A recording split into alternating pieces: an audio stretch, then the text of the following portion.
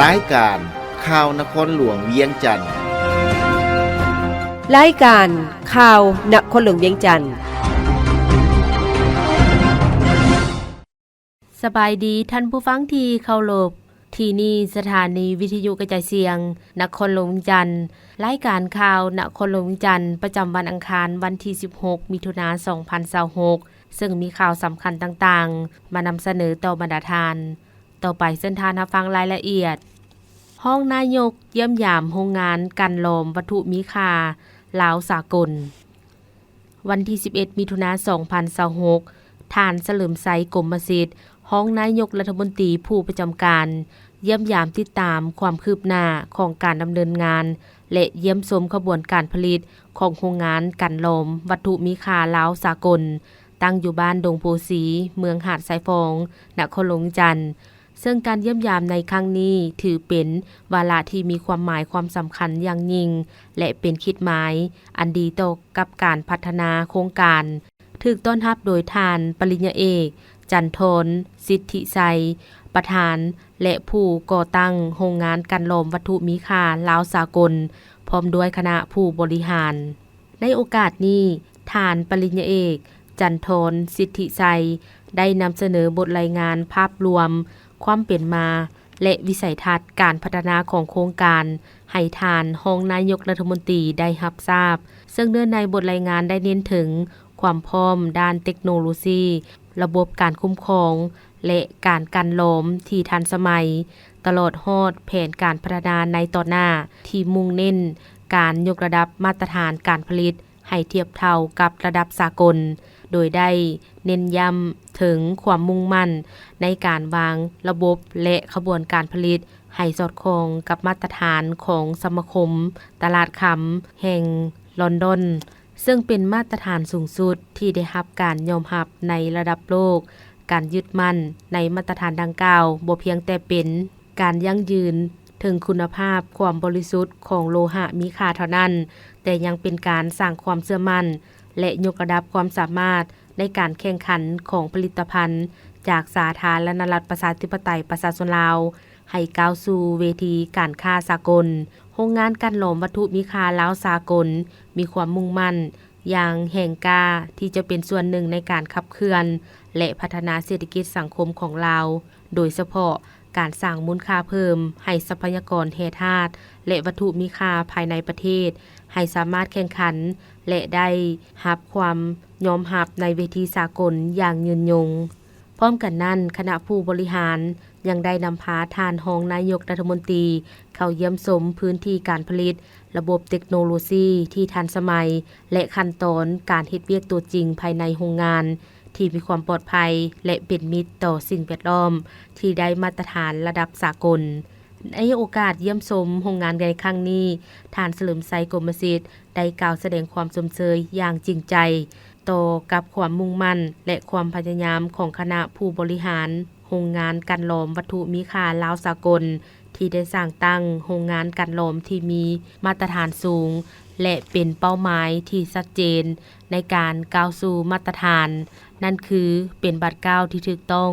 และเป็นยุทธศาสตร์ที่สำคัญของชาติในการหันเปลี่ยนจากการส่งออกแร่ธาตุแบบดิบมาเป็นการปรุงแต่งเพื่อสร้างมูลค่าเพิ่มให้ทรัพยากรภายในประเทศรัฐบาลมีความยินดีและพร้อมที่จะให้การสนับสนุนสุขยู่ส่งเสริมเพื่อให้โครงการนี้สามารถดำเนินงานมีผลสำเร็จและบรรลุวิสัยทัศน์ในการยกระดับอุตสาหกรรมการค้าและวัตถุมีค่าของลาวให้เป็นที่ยอมรับในระดับสากลอย่างแท้จริงรัฐมนตรีกระทรวงการต่างประเทศเยี่ยมคำนับประธานาธิบดีเมียนมาวันที่12มิถุนายน2026ที่นครหลวงเนปิดสาธารณรัฐสหภาพเมียนมาท่านธงสวรรค์พรหมวิหารรองนายกรัฐมนตรีกระทรวงการต่างประเทศพร้อมด้วยคณะได้เข้าเยี่ยมคำนับท่านมินอองไลประธานาธิบดีแห่งสาธารณรัฐสหภาพเมียนมาในโอกาสเดินทางเยี่ยมยามในวันที่12หาวันที่13มิถุนายน2026ในโอกาสนี้ท่านธงสวรรค์พรหมวิหารได้นำเอาความยื้อยามถามข่าวอันอบอุ่นจากท่านทองลุ้นศรีสุฤทธิ์ ประธานประเทศถึงทานมินอองไลน์และคณะรัฐบาลตลอดถึงประชาชนชาวเมียนมาทุกทั่วหน้าแสดงถึงความขอบใจเป็นอย่างสูงต่อการต้อนรับอันอบอุ่นพร้อมทางได้แสดงความสมเสยต่อผลสำเร็จอันจบงามของการเลือกตั้งทั่วไปอยู่เมียนมาในผ่านมาและได้แสดงความสมเสยทานมินอองไลน์ที่ได้รับการเลือกตั้งให้ดำรงตำแหน่งเป็นประธานาธิบดีเมียนมาในวันที่10เมษายน2026พร้อมนี้ยังได้แจ้งให้ทราบจุดประสงค์ของการเยี่ยมยามทางการอยู่เมียนมาในครั้งนี้รวมทั้งผลของการพบปะกับรัฐมนตรีกระทรวงการต่างประเทศเมียนมาสองฝ่ายได้ตีราคาสูงต่อผลสำเร็จอันจบงามในการร่วมการเฉลิมฉลองวันสร้างตั้งสายพัวพันธ์การทูตระหว่างลาวและเมียนมาครบรอบ70ปีวันที่12กรกฎาคม1955หาวันที่12กรกฎาคม2025ซึ่งเป็นขีดหมายประวัติศาสตร์อันสำคัญยิ่งแห่งการพัวพันร่วมมือระหว่าง2ประเทศพร้อมทั้งได้ตีราคาสูงที่เห็นว่าสายพัวพันมิตรภาพอันเป็นมูลเสื้อและการร่วมมือฐานบ้านใกล้เฮือนเคียงที่ดีระหว่าง2ประเทศลาวเมียนมาได้รับการเพิ่มพูนคูณสร้างพัฒนาและขยายตัวเข้าสู่อย่างลวงลึกในซุ่มปีผ่านมาซึ่งได้นำเอาผลประโยชน์ตัวจริงมาสู่ประชาชน2ชาติพร้อมนี้2ฝ่ายได้เห็นดีเป็นเอกภาพจะสืบต่อเสริมขยายมิตรภาพและการร่วมมือกันอย่างใกล้ชิดในด้านต่างๆให้ขยายตัวในซุ่มปีต่อหน้าโอกาสเดียวกันนี้ท่านมินออนไลน์ได้ฝากความยืมยามถามข่าวอันอบอุ่นถึงท่านทองลุ้นศรีสุฤทธิ์แสดงความยินดีต้อนรับอันอบอุ่นและตีราคาสูงต่อการเดินทางมาเยี่ยมยามเมียนมา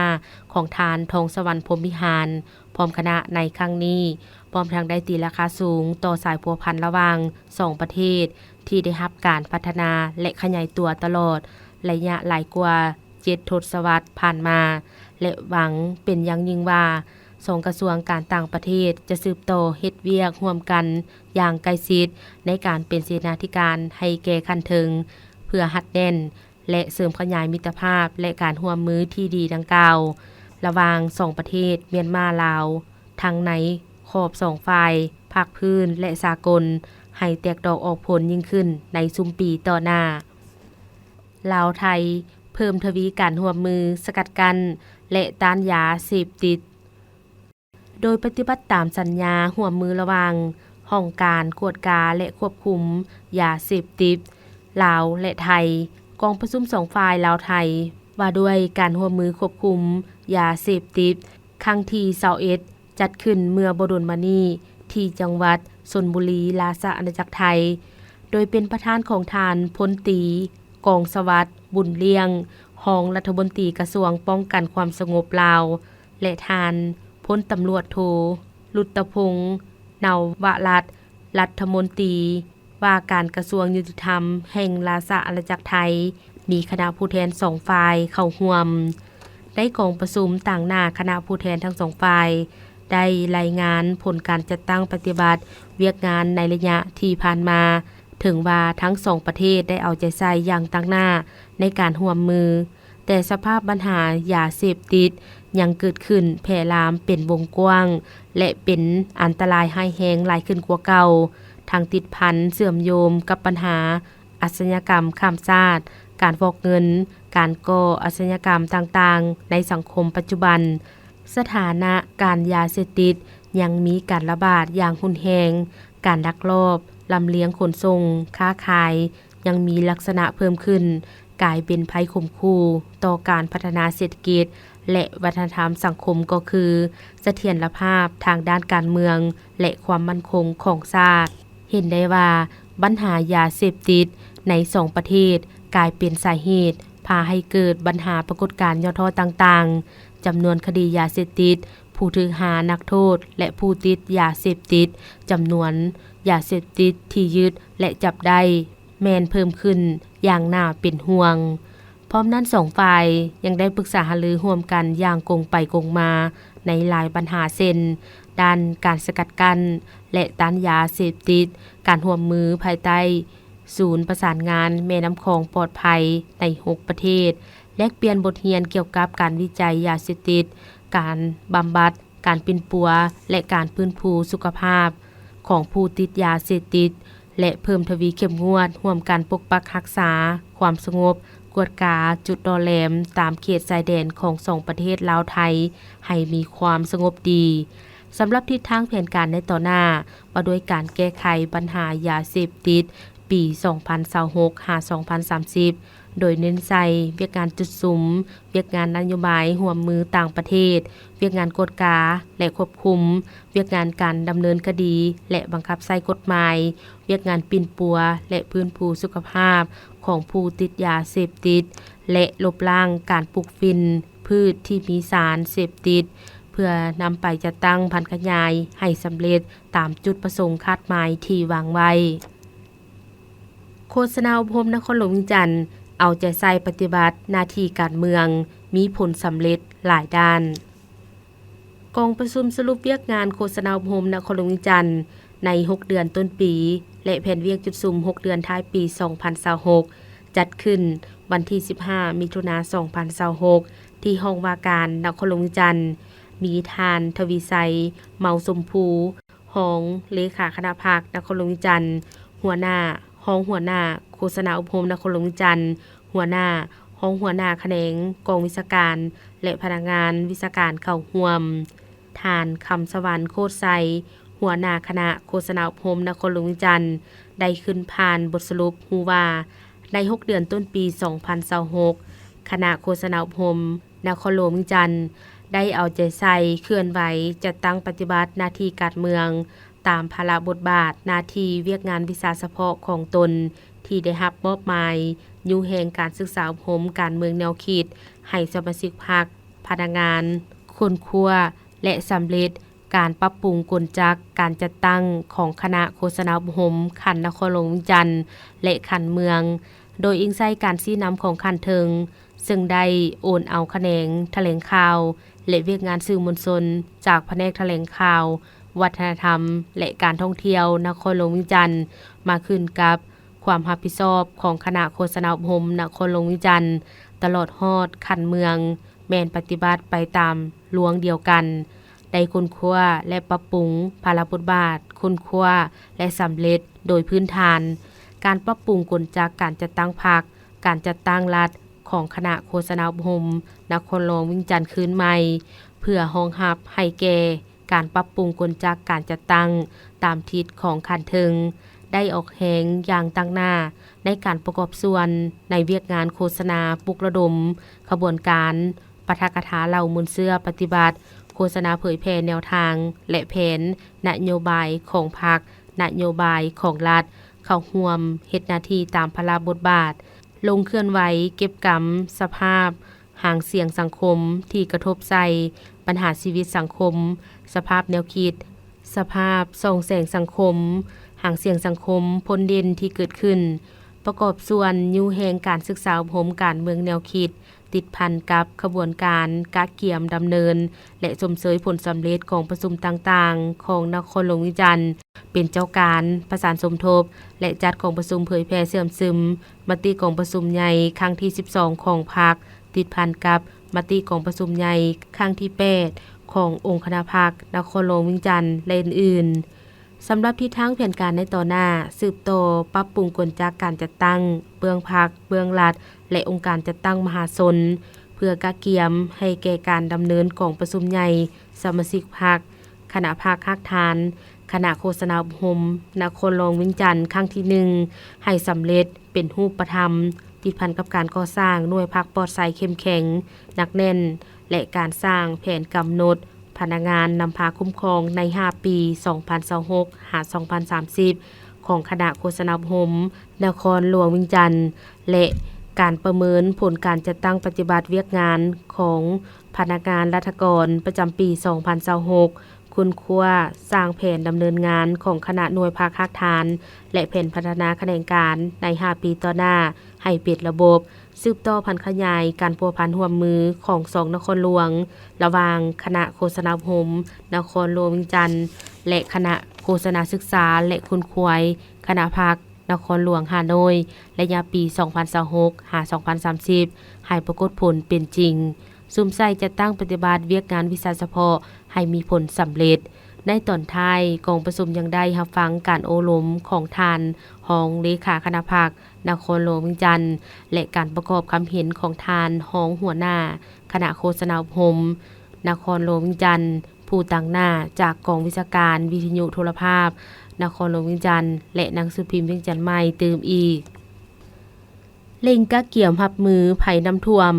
พร้อมเพิ่มประสิทธิภาพคุ้มครองน้ำทั่วประเทศกองประชุมคณะกรรมการคุ้มครองน้ำแห่งชาติครั้งที่2จัดขึ้นเมื่อบ่ดลมานี้ที่นครหลวงเวียงจันทน์โดยเป็นประธานของทานลินคำดวงสวรรค์รัฐมนตรีกระทรวงเกษตรกรรมและสิ่งแวดล้อมทั้งเป็นรองประธานผู้ประจำการคณะกรรมการคุ้มครองน้ำแห่งชาติมีบรรดารองรัฐมนตรีรองประธานคณะกรรมการปกครองนครหลวงเวียงจันทน์และบรรดาแขวงผ่านกองประชุมทางไกลหัวหน้ารองหัวหน้ากรมและภาคส่วนเกี่ยวข้องเข้าร่วมกองประชุมในครั้งนี้เพื่อรายงานความคืบหน้าการจัดตั้งปฏิบัติดำรัสเลขที่19/นย.ลงวันที่26กุมภาพันธ์2026และตามทิศชี้นำของกองประชุมครั้งปฐมฤกษ์ในวันที่25กุมภาพันธ์2026เพื่อวางเสนอแผนรับมือภัยน้ำท่วมในฤดูฝนและแผนการเคลื่อนไหวประจำปี 2026 เพื่อรายงานการเตรียมความพร้อมการคุ้มครองบริหารจัดการน้ำและอ่างเก็บน้ำเพื่อรับมือในฤดูฝนของภาคส่วนเกี่ยวข้องท่านจันทเนศบัวละภารองรัฐมนตรีกระทรวงเกษตรกรรมและสิ่งแวดล้อมได้รายงานความคืบหน้าที่พ้นเด่นเป็นต้นการเผยแพร่ดำรัสเลขที่19/นย.ให้ผู้พัฒนาเขื่อนไฟฟ้าทั่วประเทศการเป็นเอกภาพ7ขั้นตอนการเฮ็ดเวียกในการสร้างแผนคุ้มครองภัยน้ำท่วมการแต่งตั้งผู้ประสานงานคันท้องถิ่นประจำการอยู่เขื่อนไฟฟ้าในระยะฤดูฝนและการทบทวนบัญชีโครงการเขื่อนไฟฟ้า90โครงการนอกจากนี้ยังได้รับฟังการคาดคะเนสภาพอุตุนิยม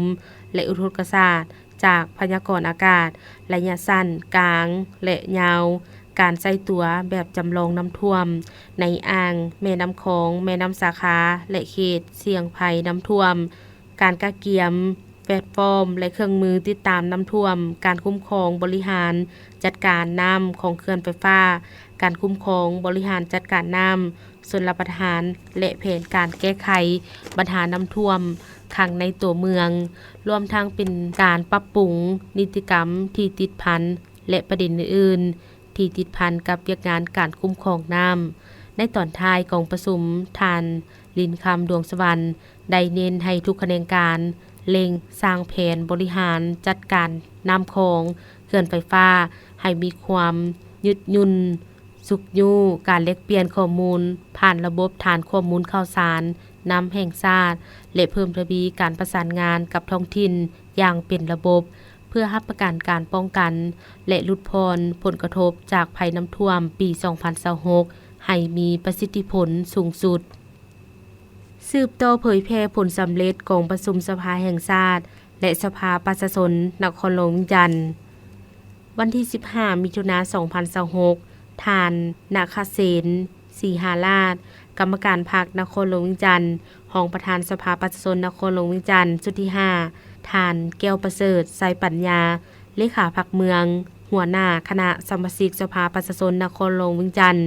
ประจำเขตเลือกตั้งเมืองปากงืมพร้อมด้วยคณะได้ลงพบปะผู้มีสิทธิ์เลือกตั้ง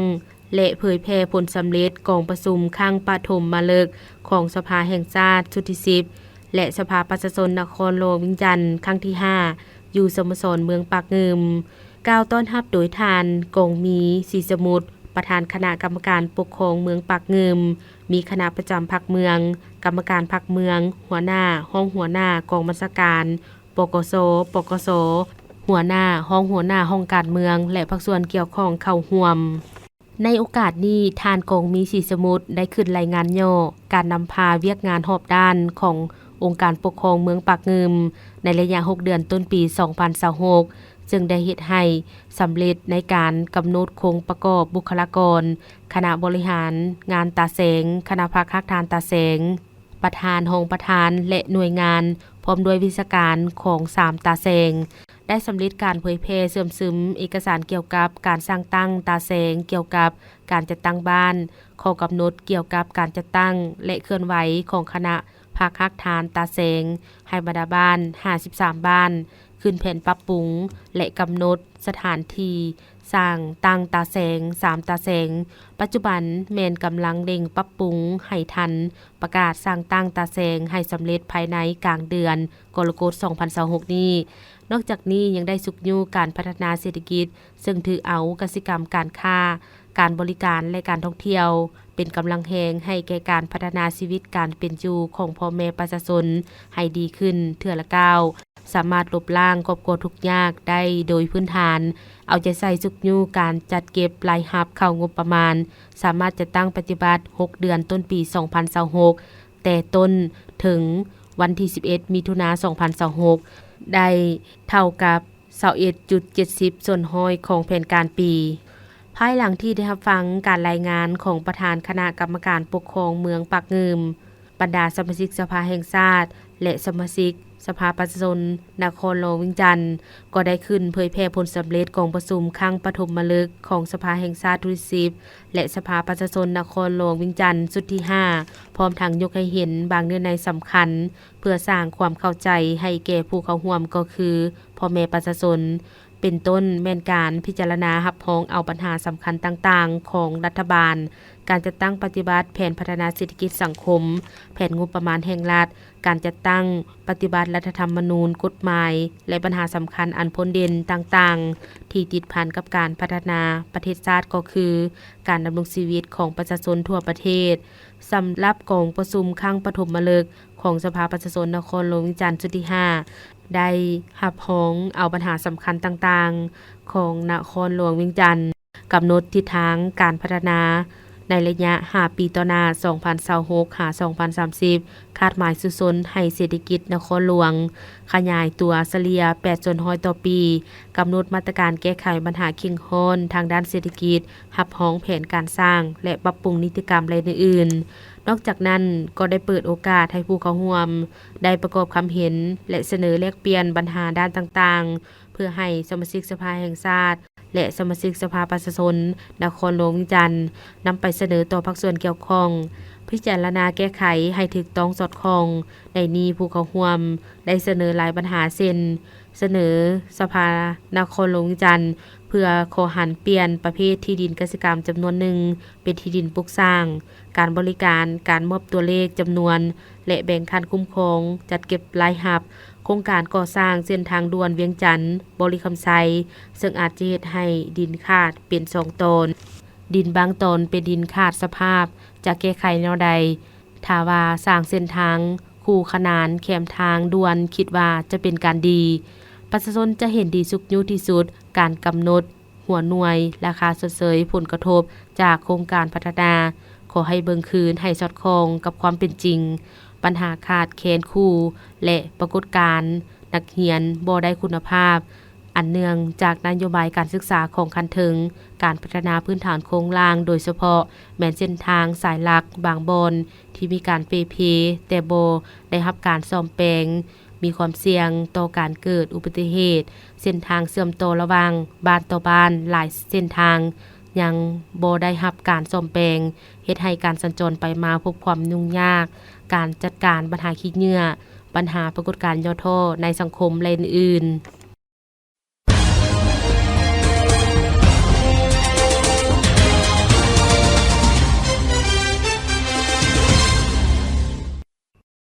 ต่อไปเชิญทานรับฟังข่าวต่างประเทศ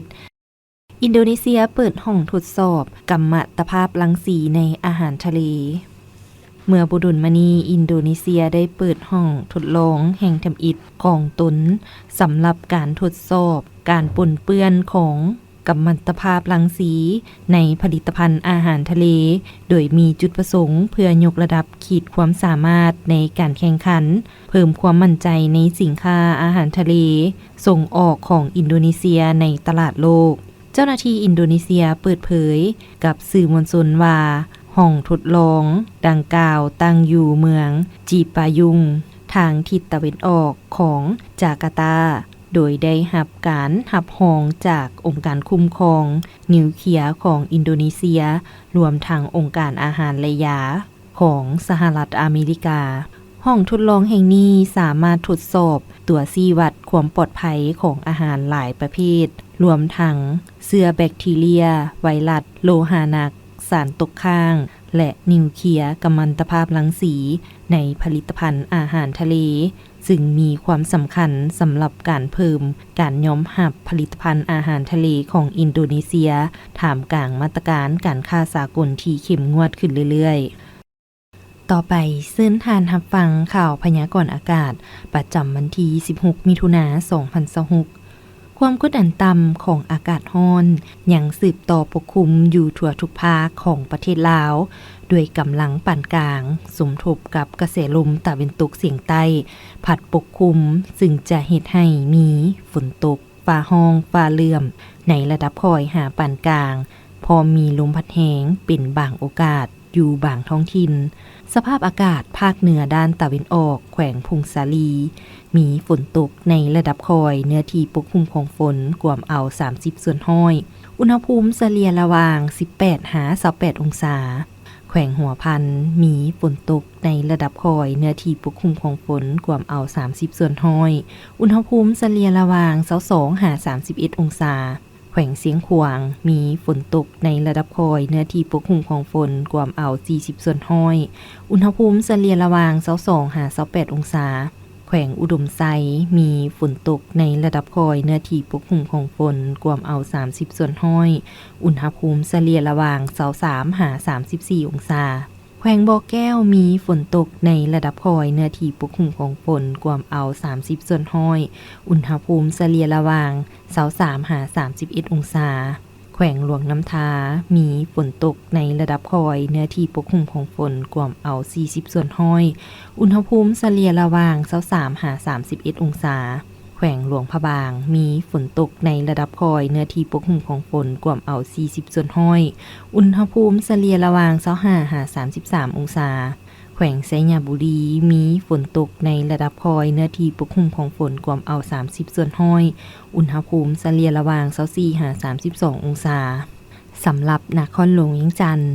มีฝนตกในระดับคอยเป็นบางบริเวณเนื้อที่ปกคลุมของฝนกวมเอา20ส่วนห้อยอุณหภูมิเฉลี่ยระหว่าง26-34องศาภาคกลางแขวงไชสมบูรณ์มีฝนตกในระดับคอยเนื้อที่ปกคลุมของฝนกวมเอา30ส่วนห้อยอุณหภูมิเฉลี่ยระหว่าง21-31องศาแขวงเวียงจันทน์มีฝนตกในระดับคอยเนื้อที่ปกคลุมของฝนกวมเอา30ส่วนห้อยอุณหภูมิเฉลี่ยระหว่าง25-34องศาแขวงบริคำไซมีฝนตกในระดับคอยเป็นบางบริเวณเนื้อที่ปกคลุมของฝนกวมเอา30ส่วนห้อยอุณหภูมิเฉลี่ยระหว่าง24-33องศาแขวงคำมวนมีฝนตกในระดับคอยเป็นบางบริเวณเนื้อที่ปกคลุมของฝนกวมเอา30ส่วนห้อยอุณหภูมิเฉลี่ยระหว่าง21-35องศาแขวงสวรรณเขตมีฝนตกในระดับคอยเป็นบางบริเวณเนื้อที่ปกคลุมของฝนกวมเอา30ส่วนห้อยอุณหภูมิเฉลี่ยระหว่าง25-34องศาภาคใต้แขวงจำปาสักมีฝนตกในระดับคอยเนื้อที่ปกคลุมของฝนกวมเอา60ส่วนห้อยอุณหภูมิเฉลี่ยระหว่าง17-34องศาแขวงสารวันมีฝนตกในระดับคอยเนื้อที่ปกคลุมของฝนกวมเอา40ส่วนห้อยอุณหภูมิเฉลี่ยระหว่าง26-34องศาแขวงเซกองมีฝนตกในระดับคอยเนื้อที่ปกคลุมของฝนกวมเอา30ส่วนห้อยอุณหภูมิเฉลี่ยระหว่าง21-33องศาแขวงอัตตปือมีฝนตกในระดับคอยเนื้อที่ปกคลุมของฝนกวมเอา20ส่วนห้อยอุณหภูมิเฉลี่ยระหว่าง26-35องศาท่านผู้ฟังที่เคารพรายการข่าวนครหลวงเวียงจันทน์สำหรับภาคนี้ได้เสียงสุดเพียงเท่านี้แสงคำจันทวงศ์พร้อมด้วยอุไรวันแสงประจันอ่านสบายดี